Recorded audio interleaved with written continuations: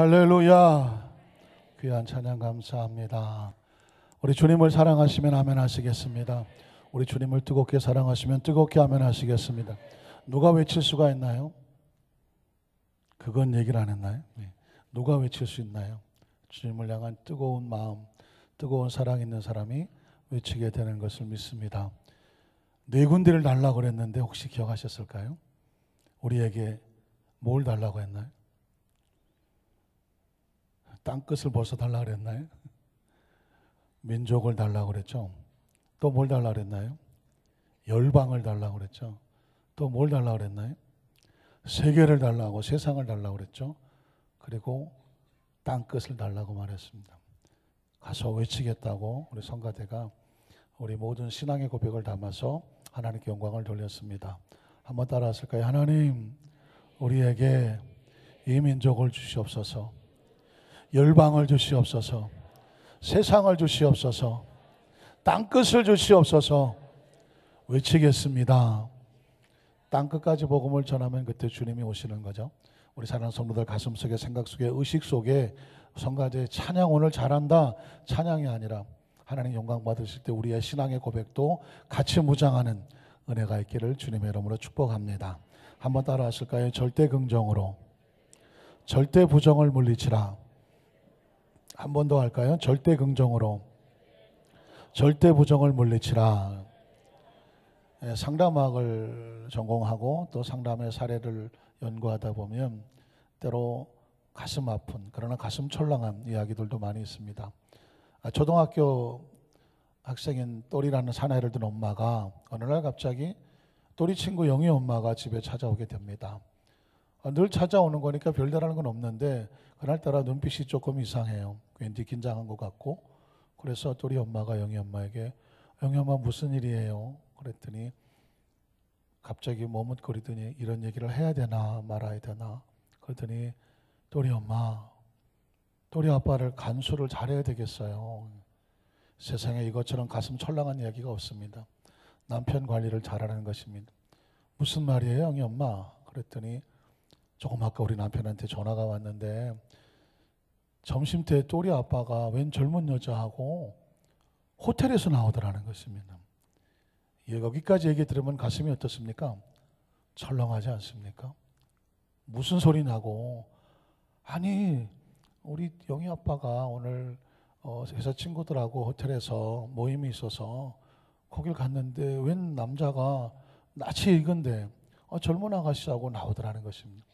가만히 생각해 보니까 또리 아빠더라는 것입니다.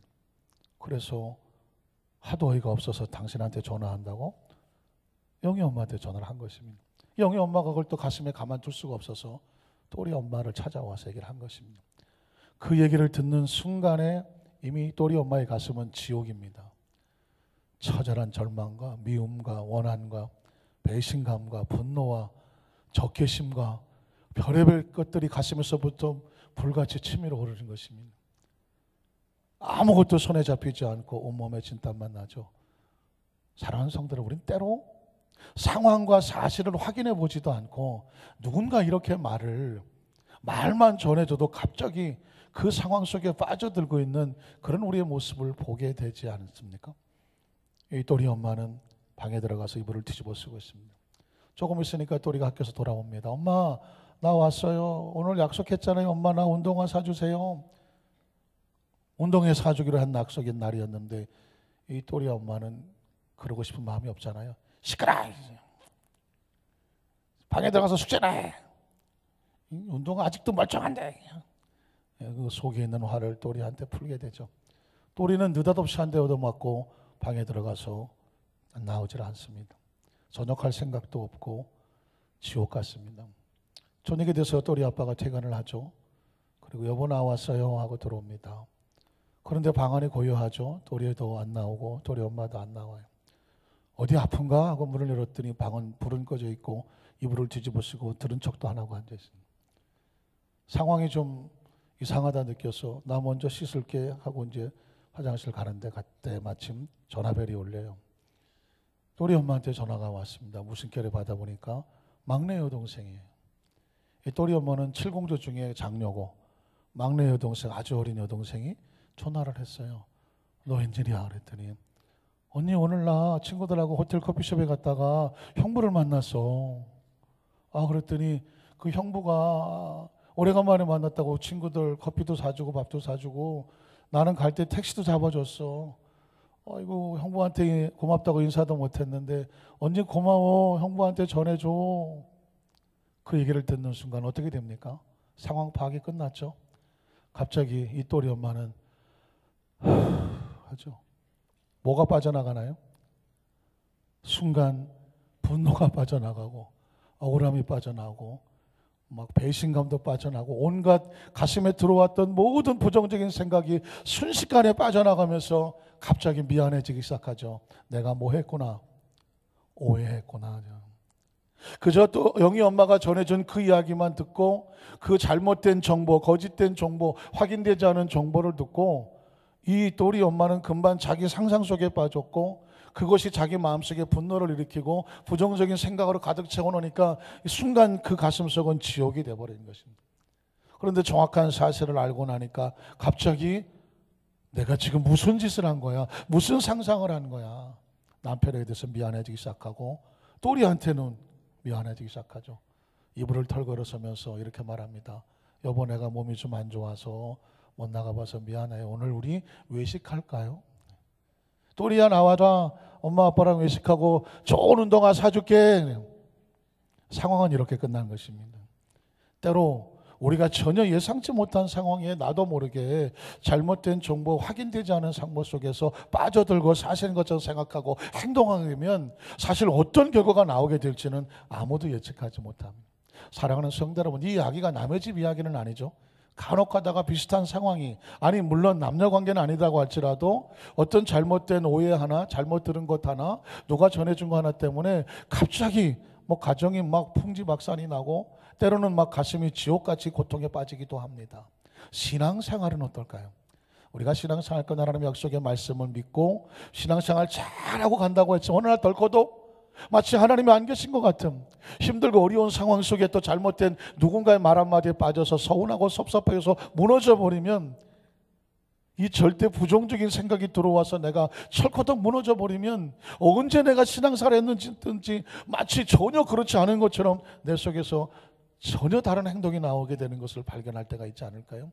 때로 이것은 우리의 삶을 무너뜨리기도 하고요, 하나님의 주신 축복도 송두리째 날아가기도 합니다. 성경에 보면 그런 이야기들이 비일비재합니다. 우린 첫 번째로 에덴 동산에서 벌어지고 있는 이 절대 긍정과 절대 부정에 부딪혀 싸우는 전투의 모습을 한번 살펴보려고 합니다. 우린 말씀에 들어가기 전에 한 가지 전제를 하셔야 되는데, 그 전제는 뭐냐? 우리 하나님은 절대로 좋으신 하나님입니다. 한번 따라 하실까요? 우리 하나님은 절대 좋으신 하나님입니다. 이걸 전제하고 들어가셔야 돼요. 어떤 상황, 어떤 위치, 그리고 누구를 막론하고 우리 하나님은 좋으신 하나님이다. 이걸 전제하고 들어가야 돼요. 왜냐하면 좋으신 하나님에 대한 이 믿음이 있어야 하나님을 절대 신뢰하게 되고 절대 긍정의 믿음을 갖게 돼요. 이 좋으신 하나님에 대한 신뢰가 무너지면 모든 게 무너지게 됩니다. 자, 에덴 동산에서 하나님께서 아담과 하와에게 보여주신 하나님은 얼마나 좋으신 하나님이실까요? 창세기 2장 1절로 2절에 보면 천지와 만물을 다 이루셨죠. 다 이루어지니라. 하나님이 그가 하시던 일을 일곱째 날에 마치시니 그가 하시던 모든 일을 그치고 일곱째 날에 안식하셨습니다. 기억하십니까? 하루하루 만들어 가시면서 보시기에 좋았더라. 보시기에 좋았더라. 하나님께서 최선을 다해서 만들어 놓으시고 그 모든 것이 하나님 보시기에 흡족해서 보시기에 좋았어요. 하나님이 최선을 다했으니 하나님이 좋으신, 하나님의 좋으신 작품이 우주 가운데 충만한 거예요. 자, 더 나아가서 창세기 1장 26절로 28절에 보면 하나님이 이르시되 우리 형상을 따라서 우리 모양대로 우리가 사람도 만드신, 사람을 만들고 그들을 바다의 물고기와 하늘의 새와 가축과 온 땅과 땅에 있는 모든 것들을 다스릴 수 있는 권한을 주시고, 자, 그 다음에 또 뭐가 있을까요? 하나님의 자기 형상, 곧 하나님의 형상대로 우리를 물고기 모양, 새 모양, 돼지나 가축의 모양이 아니라 인격적인 지성과 감정과 의지를 가진 하나님의 형상과 모양으로 창조하시되 남자와 여자를 창조하셨고, 그리고 하나님이 그들에게 무엇을 주십니까? 좋으신 하나님이 축복하시는 것입니다. 창조의 완성은 그래서 축복이에요. 저와 여러분이 창조되었을 때 지성과 감정과 의지, 영혼과 육체만 가지고 탄생된 것이 아니라 모든 사람 하나님 어떻게 하셨다? 복을 주셨어요. 끄떡도 안 하시네.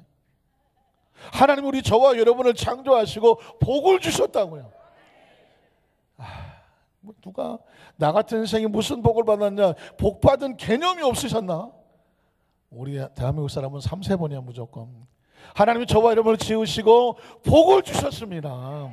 저와 여러분의 마음속의 자화상에, 우리의 정체성의 셀프 이미지네이션, 내 마음속의 그림에 나는 하나님이 복 주신 사람이다. 믿으십니까? 이걸 전제하고 들어가셔요. 혹시 뭐 부모님을 잘못 만나서 뭐 형편이 어쩌고, 뭐가 팔자가 어쩌고, 여건이 어쩌고, 실패하고 넘어지고 쓰러지고 아픈 그런 상황이 있을 수 있어요. 그러나 그럼에도 불구하고 우리의 존재 자체는 하나님이 복을 주셨단 말입니다. 그게 창조의 첫 번째 원리예요. 좋으신 하나님 우리를 축복하셨습니다. 그리고 하나님이 그들에게 이르시되 생육하고 번성하여 땅에 충만하게 뻗어나갈 수 있는 또 축복을 우리에게 선포해 주셨습니다. 뿐만 아니죠. 창세기 2장 7절로 9절에 보면 야훼 하나님이 땅에 흙으로 사람을 지으시고 생기를, 하나님의 영을, 생명의 기운을 그 코에 불어넣으시니 사람이 생명이 됐습니다. 이건 뭐냐면 영적인 존재가 돼서 하나님과 교통하고 교제할 수 있는 영적인 리빙 스피릿이라고 하는 살아 움직이는 영이 됐다고 말씀하고 있는 것이죠. 그 다음 절에 보면 그래서 야훼 하나님의 동방의 에덴에 동산을 창설하시고, 만들어 놓고 아무렇게나 아무데나 살아가가 아니라 에덴이라고 하는 지상낙원을 주님이, 하나님이 특별히 만들어 놓으시고 그곳에 살 수 있도록 만들어 주셨다는 것입니다. 그 다음 절에 보면 야훼 하나님이 그 땅에서 보기에 아름답고 먹기에 좋은 나무가 나게 하셨는데 그것들을 모두 다 먹을 수 있도록 하나님께서 공급해 주셨습니다. 그러면 여러분 눈치가 그러면 선악과는 언제 나오나 이런 생각이 나오죠. 15절로 17절에 보면 야훼 하나님이 그 사람을 이끌어 에덴 동산에 두어서 그것을 경작하며 지키게 하셨습니다. 소유권을 다 넘겨주셨다는 것입니다. 그런데 또 그 다음 절을 보면 야훼 하나님이 그 사람의 명하여 이르시되 동산 각종 나무 열매는 내가 임의로 자유, free, 네 마음껏 먹을 수 있도록 주셨다는 것입니다. 자, 그 다음 절에 보면 그런데 이제 드디어 선악과가 나오죠. 선악을 알게 하는 나무 열매를 먹지 말라. 내가 먹는 날은 반드시 죽으리라 하시는. 여러분에게 묻습니다. 선악과는 좋은 것일까요? 나쁜 것일까요? 하나님께서 우리에게 선악과를 주셨을 때 선악과는 먹지 말라, 먹는 날엔 죽으리라, 이건 하나님 우리를 생각해서 이렇게 말씀하는 걸까요? 우리에게 좋은 걸 안 주시려고 이렇게 하는 것일까요? 우리를 사랑하시고 축복하셔서 우리에게 도움이 되는 것은 마음껏 먹으라고 말하지만 도움이 되지 않는 것은 절대로 손대지 말라고 하는 건 하나님의 사랑이에요. 어린아이가 태어났잖아요. 부모는 뭐라고 말합니까? 이 아이가 네가 먹고 싶은 대로 먹어라 그렇게 말합니까? 아닙니다. 제일 먼저 걱정되는 건 뭐예요? 먹는 것보다는 먹지 말아야 될 것을 가르쳐 주는 게 중요해. 먹는 건 괜찮아. 그런데 못 먹는 걸 먹었다간 어떻게 되죠? 죽는단 말이에요. 그래서 늘 부모가 눈을 보시면서 이 아이가 지금 잘 먹는 것도 중요하지만 혹시 먹지 말아야 될 것에 손대는 것은 아닐까 싶어서 늘 감시하고 지켜보는 이유가 뭐예요? 그 아이를 사랑하기 때문에 그래요. 믿으십니까? 선악을 안다는 것은 선악을 판단하면 책임을 져야 돼요. 그런데 이 우주의 책임은 하나님이 갖고 계시는 거지.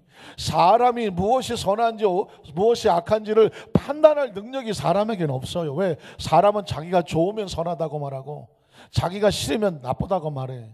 그래, 인간은요 자기중심적이란 말이에요. 나는 옳은데 너는 안 옳고 이렇게 사니까 싸우는 것 아닙니까? 절대 진리는 하나님만이 선악을 판단하시는 겁니다. 사람이 내가 뭐 선악을 판단하게 되면 여러분 왜 싸웁니까? 내가 보기엔 이게 옳은데 저 사람은 이게 옳다고 말하는데 이게 선이고 저게 선이고 부딪히는 지가 선이래 맨날. 그럼 어떻게 됩니까? 맨날 싸우게 되는 거죠. 그러니까 하나님께서는 선악은 누가 판단한다? 하나님이 판단하시는 거예요. 그리고 나머지는 다 네가 마음껏 누리라는 것입니다. 이게 하나님의 절대 진리고 정확한 사실이에요. 그런데 여러분, 항상 신앙에도 그렇고 삶의 현장에도 그렇고 거짓 정보 씨라시가 돌아다니지 않습니까? 가짜 뉴스 막 돌아다니지 않습니까? 에덴 동산에 가짜 뉴스가 하나 흘러 들어옵니다. 창세기 3장 1절에 보니까 이런 가짜 뉴스가 들어와요. 그런데 뱀은 야훼 하나님이 지으신 들짐승 중에 가장 간교하니라. 뱀이 여자에게 물어 이르되 하나님이 참으로 너에게 동산 모든 나무 열매를 먹지 말라고 하시더냐. 그랬더니 하와가 여자가 뱀에게 말하되 동산 나무 열매를 우리가 먹을 수는 있으나 동산 중앙에 있는 나무 열매 선악을 한 열매는 하나님 말씀에 너희는 먹지도 말고 손도 대지도 말라. 너희가 선악을 판단하는 나무를 먹으면 죽는다라고 말씀하셨다. 자, 이게 아담과 알고 있는 정확한 뉴스란 말이죠. 그런데 가짜 뉴스가 하나가 4절에 튀어들어오는데 이렇게 말합니다. 뱀이 여자에게 이르되 내가 너한테만 얘기하는데 그 선악을 알게 하는 나무 열매를 먹어도 결코 뭐하지 않는다. 죽지 않는다. 진짜입니까? 가짜입니까? 사실입니까? 허위입니까? 허위예요. 가짜예요. 마귀는요 절대로 헛소문을 가져옵니다. 그러니까 하나님 말씀에 정면 배치되는 거짓말을 가지고 우리를 유혹하고 하나님 말씀을 뒤집어 놓는 거예요. 누군가 우리에게 거짓 정보를 가져올 때 목적이 뭘까요? 거짓 정보에 속아 넘어가서 그래서 이 사람이 잘 되기를 원해요? 잘못되기를 원해요? 잘못되기를 원하잖아요. 지금 우리나라 지금 뭐 두루킹이니 해갖고 지금 뭐 댓글 조작 난리가 났잖아요. 그 사람들 목적이 뭐예요? 자기들이 좋은 대로 뭐 댓글을 조작하고 기계를 사용해서 뭐 숫자를 올리고 이 목적이 뭡니까? 자기들의 이익을 위해서 그렇게 목적을 하는 거란 말이죠. 거짓을 조작하는 사람들은요 목적이 있어요. 다른 사람을 무너뜨리고 지 이익을 보려고 하는 것이란 말이죠. 지금 사탄이 뱀으로 들어와서 하와에게 이렇게 거짓 정보를 주는 목적이 뭐예요? 하와를 무너뜨리려고 하는 거예요. 하나님과의 관계가 단절돼서 하와를 무너뜨리고 그들이 원하는 목적을 추구하려고 하는 거예요. 저와 여러분이 신앙생활 때 누군가 잘못된 거짓 증거와 가짜 뉴스와 찌라시를 가지고 와서 어디 가면 교주가 있다든가 어떤 뭐 이단이라든가 잘못된 거를 끌고 가려는 목적이 뭔지 아십니까? 꼭 예수만 믿어야 구원받아? 아니야 라고 하면서 거짓 증거를 가져오는 이유가 뭔지 아십니까? 우리 영혼을 도적질하려고 하는 거예요. 그래서 우리는 에덴에서도 마찬가지지만 항상 어떤 이야기를 들었을 때 그 어떤 이야기나 정보나 지식이 어디서 출발했는지를 알아야 돼요. 하나님의 말씀에 근거해서 옳으면 오케이. 그 말씀에 근거해서 틀리면 노케이. 별로 반응이 없네. 이건 사전에 찾아보면 없는데 제가 만든 말이에요. 맞으면 오케이, 틀리면 노케이. 너무 또 학적으로 뛰어나셔서 제가 만들었다니까 반응을 안 하십니다. 꼭 기억하셔야 돼요. 누가 얘기하면 홀따닥 또리 엄마, 영희 오빠, 뭐 또리 아빠가 뭐 어쩌고 저쩌고 해도 이게 정확한 사실이 아니면 확인되기 전까지는 입을 뒤집어 쓰고 누우면 안 된다니까.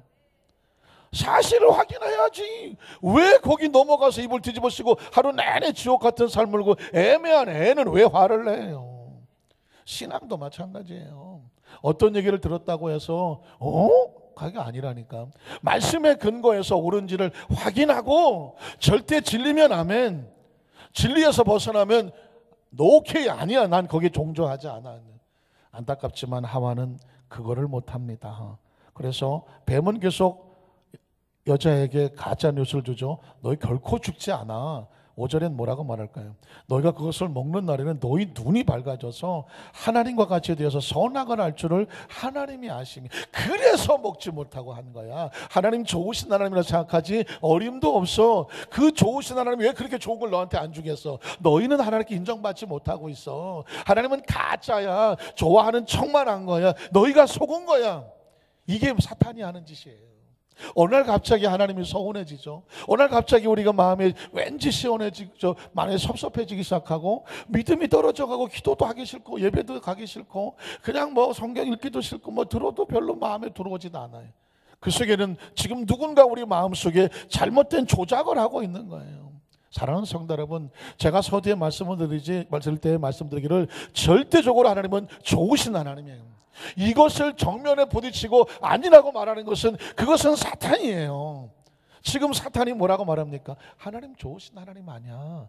그러면 하나님이 이 선악과를 먹으라 그러지 왜 먹지 말라고 말하겠어? 가짜 뉴스를 집어넣지 않습니까? 여기서 분별력이 없으니까 하와에 하는 행동은 안타깝게도 6절로 8절에 이렇게 말합니다. 여자가 그 나무를 바라보기 시작합니다. 먹음직도 하고 보암직도 하고, 거짓 뉴스에 들어오니까 진짜 그렇게 보이는 거예요. 보암직도 하고 지혜롭게 얼마큼 탐스럽기로 한 나무인지라 생각이 빠지니까 어떻게 됩니까? 여자가 그 열매를 따먹고 자기와 함께 있는 남편을 주매 그도 먹은지라. 자기가 주인이 돼서 하나님 말씀을 마음대로 어겨버리고 말죠. 어떻게 됐을까요? 궁금하지 않나요? 22절로 24절에 보면 결과가 이렇습니다.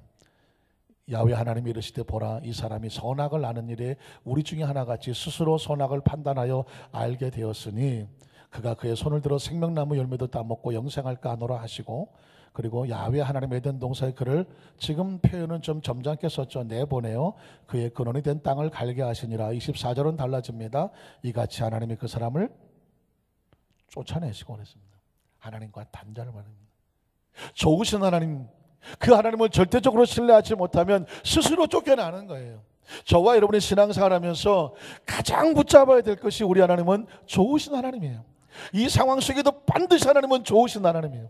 근데 만약에 좋으신 하나님을 놓치잖아요. 그러면 그때부터 우리는 그냥 무너져 내리기 시작. 왜? 하나님은 좋으신 하나님을 잃어버리면 하나님을 잃어버리고 살아갈 수 있는 존재가 없습니다. 먹자를 잃어버린 양과 같이, 나무 줄기에서 떨어져 나가는 나무 가지처럼, 시냇가에서 저 멀리 사막으로 떨어진 나무와 같이 하나님과 단절되면 그 삶 자체가 심판인 것이죠. 그래서 안타깝게도 그 다음 절에 어떻게 되어 있나요? 두루 도는 불칼을 두어 생명나무의 길을 지키게 하시더라. 아담과 하와는 하나님과 단절돼 버리고 맙니다. 자, 여기까지 스토리 가운데 여러분에게 이런 질문을 드리고 싶습니다. 뭐가 문제일까요? 에덴 동산에서 뭐가 문제일까요? 많은 사람들이 이렇게 말합니다. 하나님이 왜 선악과를 만들어 갖고 그것만 안 만들어도 아담과 하와가 안 넘어갔을 텐데 하나님이 책임져야 된다고 막 이렇게 얘기하시는 분도 계세요. 아마 처음 그렇게 말씀하시는 분도 계실지 몰라요. 그러나 선악과에 대한 정확한 의미와 의도를 몰랐다는 게 문제입니다. 저와 여러분의 삶의 장 가운데 어떤 문제를 만나면 이 문제가 왜 생겼을까? 그 의도와 의미를 파악해야 돼요. 자, 지금 선악과가 의도가 의미가 뭘까? 제가 말씀드리기를, 하나님께서 아담과 하와에게 선악과를 통해서 누가 주인이냐? 하나님이 주인이십니다. 너희는 누구에게 주속됐느냐? 하나님께 소속됐습니다. 에덴의 모든 필요한 것은 누가 주었느냐? 하나님이 주셨습니다. 너희의 형상과 모양과 생기를 누가 주었느냐? 하나님이 주셨습니다. 그러면 너희의 모든 사람을 누가 돌봐주겠느냐? 하나님이 돌봐주십니다. 우리는 하나님을 예배하고 하나님을 섬깁니다. 이게 선악과의 신앙 고백이에요. 근데 그 선악과를 따먹는다는 얘기는 하나님을 인정하지 않는다는 것입니다. 우린 여기서 정확한 마음에 결단을 하셔야 돼요. 한번 따라 하실까요? 선악과는 하나님께서 주신 최고의 선물이다. 그 선악과 때문에 손을 대지 아니함으로 하나님을 섬기게 된 것입니다. 구약시대는 그래서 하나님은 항상 시대마다 선악과를 주시는데, 구약시대 선악과는 십계명입니다. 십계명 어떻습니까? 지키기 쉽다. 성가대는 전멸이네. 성가대 말고 선악과 십계명 지키기 쉽다. 어렵다.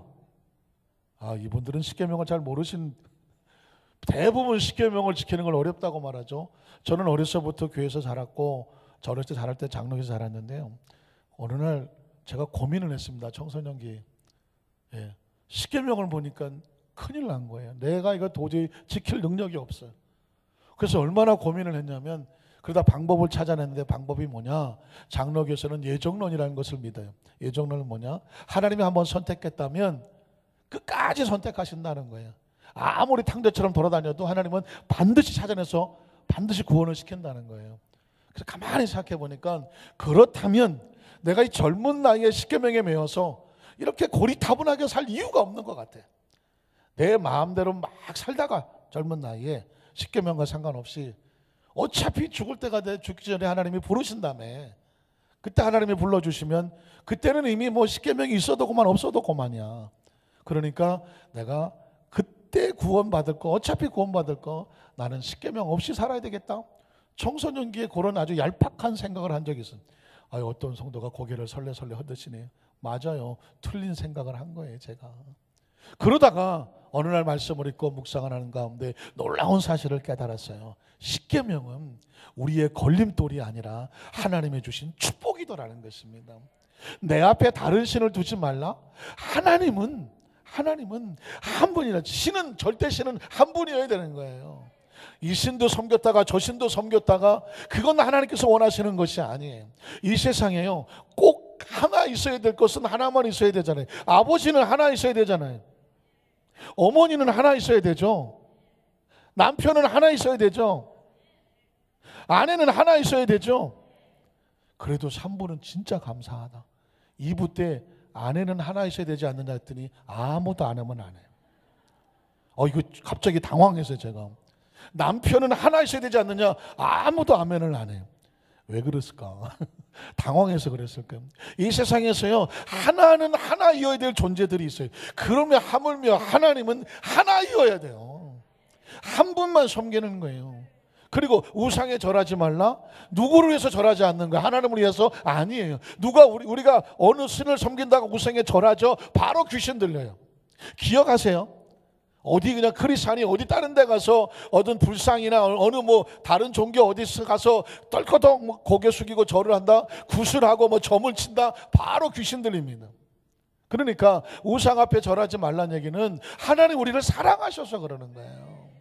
하나님 이름을 망령되이 이끌지 말라? 당연한 거예요. 이거는 세상에 자기 엄마, 자기 아버지를, 부모를 향해서 아이고 그 인간, 그런 분 있으면 나와보세요. 자기 엄마, 어머니, 아버지 이름을 함부로 막 불러대면서 그 이름 인간, 이러는 사람 있으면 나와보세요. 세상에 아무리 나쁜 사람도 자기 부모 이름을 함부로 하지는 않아요. 왜 그럴까요? 부모는 존경의 대상이잖아요. 하나님도 마찬가지예요. 하나님은 하물며 하나님 이름을 망을 열리지 말라고 한 일은 뭐냐면 당연히 우리가 하나님 앞에서 온전해지기 위해서, 우리를 위해서 그렇게 하는 거예요. 하나님이 나를 안식일을 지켜서 거룩하게 지켜라. 누구를 위해서? 우리를 위해서 그렇게 한 거예요. 주님의 날 예배 드리는 이유가 뭔지 아십니까? 생명이 주님의 것인 것을 신앙 고백하는 거예요. 11조는 물질의 주인이 하나님을 신앙 고백하는 거라니까요. 우리가 여러분 성가대 봉사하고 남녀성에 봉사하잖아요. 생명 주신 건강에 감사해서 한 달란트 더 봉사하는 것, 하나님을 사랑하기 때문에 하는 거예요. 안 하면 죽여버려 이런다고 무서워서 하는 게 아니라니까요. 하나님의 은혜로 하는 거란 말입니다. 살인하지 마, 내 부모를 공경하라. 그럼 네가 땅에서 잘 되고 장수하리라. 누가 잘 되는 거예요? 공경하는 사람이 잘 되는 거예요. 그러니까 십계명은 우리를 얽매어 놓는 것이 아니라 십계명을 지킴으로 우리가 복을 받는 거예요. 그러니까 십계명은 우리를 위해서 있는 거죠. 살인하지 말라, 도둑질하지 말라, 간음하지 말라, 이웃의 것을 헤아려 거짓 증거하지 마라, 이웃의 것 탐내지 마라. 이거 귀찮은 거예요? 이거 하고 싶어서 죽겠는 거예요? 그걸 안 함으로 우리가 안전하고 서로가 안전한 것이죠. 믿으십니까? 그러니까 십계명은 우리에게 축복을 주신 거예요. 신약시대의 선악과는 뭐냐면 예수 그리스도예요. 오직 에덴 동산에 선악과 손대지 말라는 것처럼, 구약시대에 십계명 지켜야 구원받고 하늘 복을 받는다고 하는 것처럼, 신약시대는 예수 그리스도를 믿음으로 말미암아 하나님의 자녀가 되는 거예요. 하나님의 백성이 되는 것이고요, 진리 안에 오는 것이, 예수님만 길과 진리와 생명이 되시는 거예요. 믿으십니까? 그러니까 우리가 의식을 바꾸면 돼요. 선악과는 좋은 것이구나. 십계명은 우리를 위해서 있는 것이구나. 우리가 안전해지는 길이구나. 예수를 믿으면 천국 가는 길이구나. 이 땅의 삶의 진리를, 선악을 분별하는 길이구나. 믿으십니까? 이게 바로 절대 긍정에 대한, 하나님에 대한 좋은 하나님을 믿으면 세상에 절대 부정이 다가올 때 이겨나갈 수 있는 원리가 됩니다. 그러면 한 가지만 더 생각할 것은 뭐냐면, 그러면 이 선악과가 있었던 에덴 동산의 원리가 지금 내 삶에도 똑같은 원리를 가지고 있느냐? 오브코스예요. 당연하다는 것입니다. 성경에 너무 많은 상황이 있지만 제가 한 가지만 찾아냈는데, 그것이 바로 이스라엘 백성이 출애굽을 하고 난 다음에 광야 생활에서 거둬지는 그 절대 부정과 절대 긍정과의 치열한 전투 모습을 발견하게 됩니다. 자, 제가 말씀드렸죠. 하나님은 어떤 상황 속에서도 무슨 하나님? 좋으신 하나님. 지금 상황이 남하고 비교해서 힘들고 억울하고 속상하고 되는 일이 없고 정말 내가 인생의 마지막이라고 생각하는 그 상황 속에서도 절대 절망하지 마라. 하나님은 자기 백성을 결코 홀로 두지 아니하신다. 이스라엘 백성이 애굽에서 나와서 광야를 지나갈 때 하나님 홀로 두셨나요? 절대로 홀로 두지 않았어요. 신명기 찾아볼까요? 신명기 1장 29절로 33절에 보면 내가 너에게 말하기를 그들을 무서워하지 말아라, 두려워하지 말아라. 너희보다 먼저 가시는 너희 하나님 기억하십시오. 우리보다 먼저 앞서서 우리 길을 예비하시는 너희 하나님이 야훼께서 애굽에서 너희를 위해서 애굽에서 노예 생활할 때도 10가지 재앙을 통해서 이 애굽의 심판을 내릴 때도 하나님 백성은 구별하셨습니다. 하나님 백성은 지켜주셨단 말입니다. 했던 것처럼 이제도 이 광야에서도 홀로 남아있고 힘들고 어려운 상황 속에서도 하나님은 너를 위해서 뭐 하실 것이다? 싸워주실 것이다. 그 다음 절에 보면 그래서 광야에서도 너희가 당하였거니와 사람이 자기 아들을 낳는 것 같이 너희 하나님 야훼께서 거의 걸어온 길에서 너희를 어떻게 하셨다고요? 안고 왔어요. 사랑하는 성도 여러분, 여러분이 태어나서 지금까지 살아오시면서 정말 얼마나 많은 죽을 고비를 넘기셨어요. 얼마나 처참하고 힘들고 억울하고 속상하고 너무너무 힘들고 어려운 일을 많이 겪으셨잖아요. 이상한데 우리 성도들은 거의 부잣집에 태어나서 고생이란 모르면서 아주 정말 뭐 금수저 뭐 은수저 입에 물고 고생이 뭐요? 혹시 그렇게 살아오셨나요? 저 개인만 보더라도 지금까지 짧은 인생 살아오면서 수도 없이 죽을 고비를 넘겼어요. 수도 없이. 어떤 때는 수도 없이 죽고 싶은 적도 많았어요. 그래서 너무 고통스러워서 이쪽으로 머리가 뻥 하고 빠진 적이 있어. 그걸 뭐라 그래요? 원형 탈모증이라고 그래요. 제가 지금 처음으로 고백을 하네요. 어느 날 거울을 보니까 머리통 이만큼이 동그랗게 없어. 500원짜리 동전만큼. 왜 없나? 제가 죽고 싶을 정도로 고민스러웠을 때 하루하루 살아가는 게 너무 힘들어요. 물론 젊은 시절의 이야기지만. 그래서 이게 알고 보니까 심지어 말하는 원형 탈모증이라는 것이었어요. 얼마나 고통스럽습니까? 그런 처참한 상황도 있었어요. 그런데 어느 날 성경을 읽다가 보니까 하나님 말씀이 너희가 지금까지 이렇게 살아올 때 너를 홀로 두지 않았다는 거예요. 내가 너를 가슴에 끌어안고 왔다는 거예요. 저는 제가 제일 좋아하는 성경 구절 중에 하나가 이거예요. 이만큼 달려오는 동안에 하나님은 나를 단 한 번도 홀로 두지 않았구나. 그 정말 극단적인 상황에서 죽고 싶을 정도로 머리가 빠져나가는 상황 속에서도 하나님 날 버리지 않으셨구나. 때로 모략을 당하고 오해를 당하고 손가락질을 당하고 때로는 실패하고 넘어지고 좌절하고 이제는 모든 게 막다른 골목 있을 때라도 하나님 난 이제 더 이상 희망이 없어요 하는 그 상황 속에도 하나님은 우리를 홀로 두지 않았대. 더 가슴에 끌어안았대. 그러고 보니까 아이를 키울 때 아이가 걸어갈 만하면 걸어가라고 하죠. 근데 아이가 다리를 다쳐서 다리를 절어요. 그러면 손을 잡아서 손 잡아줄게 하죠. 그런데 아이가 두 다리를 다 못 쓸 정도로 쓰러졌어요. 어떻게 해요? 방법이 없어요. 어떻게 하고 가야 돼요? 안고 가야지. 신앙생활 하다가 너무 힘들고 어려워서 정말 악소리도 못할 것 같을 때는 하나님이 어떻게 하고 가신다? 안고 가죠. 좌우에서 한번 축복해 주세요. 하나님이 당신을 안고 가십니다. 안고 가세요. 기억하세요. 절대로 하나님은 자기 백성을 올려두지 않아요. 이스라엘 백성 광야를 지나갈 때 하나님이 안고 가셨어. 그걸 머릿속에 두시면 돼. 우리 하나님은 반드시 좋으신 하나님. 어떤 상황이 벌어져도 하나님은 날 버리지 아니하시고 안고 가신다. 그런데 신앙의 유혹과 문제는 장애물은 어디서 오는지 아십니까? 이걸 의심하게 만드는 거예요. 하나님이 널 버렸어. 너 버려서 그 모양이야 라고 하나님을 의심하게 만들어. 좋으신 하나님을. 오늘 이스라엘 백성이 광야에 있을 때도 거짓 정보가 들어왔어요. 민수기 13장 30절로 33절에 보니까 가짜 뉴스가 들어왔는데 갈렙이 모세 앞에서 백성을 조용하게 이르되 우리가 곧 올라가서 그 땅을 취하자 능히 이길 수 있을 거다라고 했지만 그와 함께 올라갔던 10명의 정탐꾼들이 이르되 우리는 능히 올라가서 그 백성을 치지 못한다라고 말합니다. 이유는 뭐냐? 그들은 우리보다 강하다는 것입니다. 그리고 그 다음 절에 보면 이스라엘 자손 앞에서 그 정탐한 땅을 악평해서 세상에 그렇게 험악한 땅은 본 적이 없다 이러면서 우리가 돌아다니며 정탐한 땅은 그 거주민을 삼키는 사람이 살 땅이 아니라는 것입니다. 거주민을 삼키는 땅이고 거기서 사람들을 봤는데 신장이 2m 70, 80 거의 골리앗의 후손들 같아서 그 다음 절에 보면 거기서 네피림의 후손인 아낙 자손의 거인들을 보았다. 그러니 2m 7, 80짜리하고 1m 70짜리하고 2m가 차이가 넘는 그 사람들 앞에서 우리는 스스로 보기에도 메뚜기같이 초라하니 그들이 보기에도 그와 같았다라고 말합니다. 이 뉴스를 들었습니다. 어떻게 할까요? 사랑하는 성도 여러분, 우리가 신앙생활을 열심히 하고 최선을 다해도 늘 우리 앞에 부정적인 소리가 언제 오든지 들어와요. 상황에 들어오고 환경에 들어오고 누군가 통해서 들어와요. 어떻게 할까요? 이스라엘 백성이 지금 어떻게 해야 될까요? 그 와중에서도 여호수아와 갈렙은 하나님을 향한 긍정적인 생각을 붙잡으려고 몸부림을 칩니다. 6절로 9절에 보니까 민수기 14장 그 땅을 정탐한 자 중에 기억하십시오. 이 두 사람의 이름을 눈의 아들 여호수아와 여분의 아들 갈렙.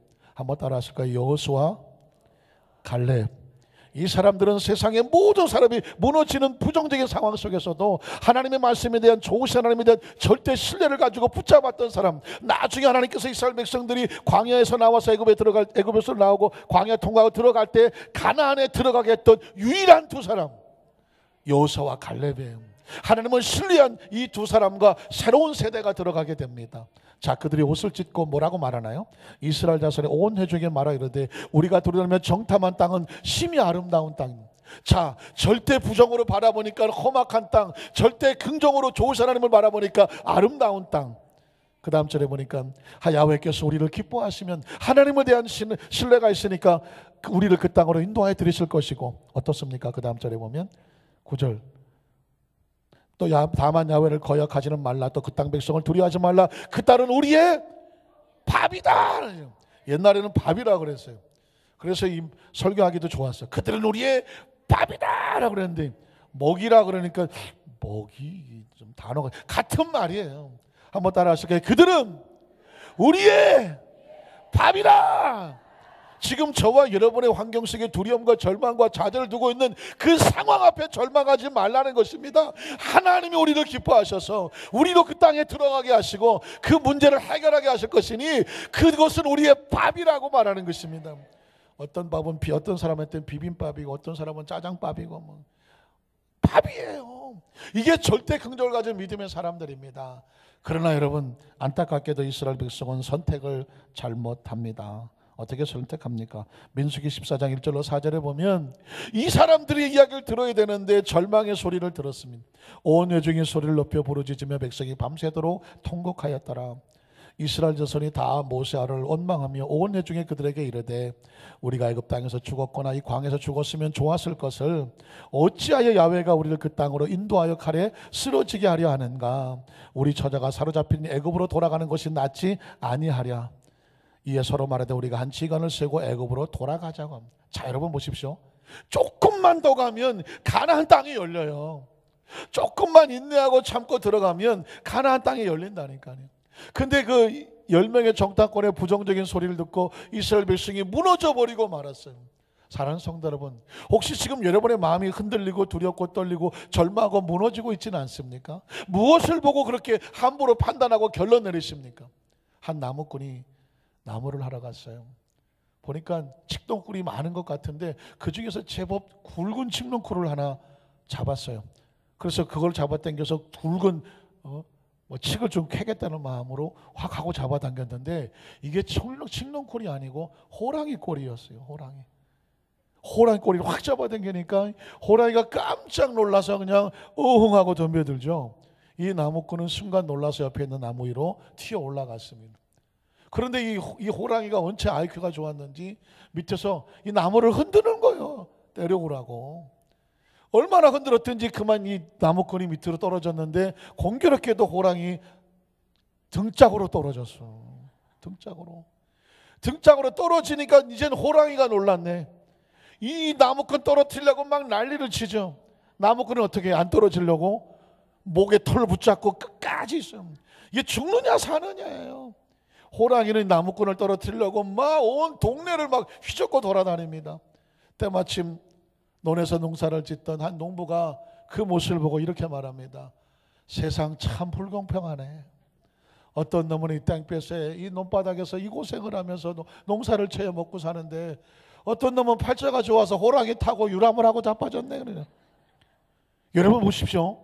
농부가 가만히 보니까 어떤 놈이 호랑이를 타고 아주 신나게 돌아다녀.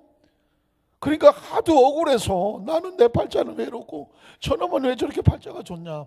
여러분 그 사람 팔자 좋아해 지금? 어림도 없는 소리예요. 만약에 그 소리를 그 나무꾼이 들었다면 야 이 사람아 바꿔 아마 그랬을 거예요. 오늘 저와 여러분이 바라보는 것이 눈에 보이는 게 다가 아니라는 거예요.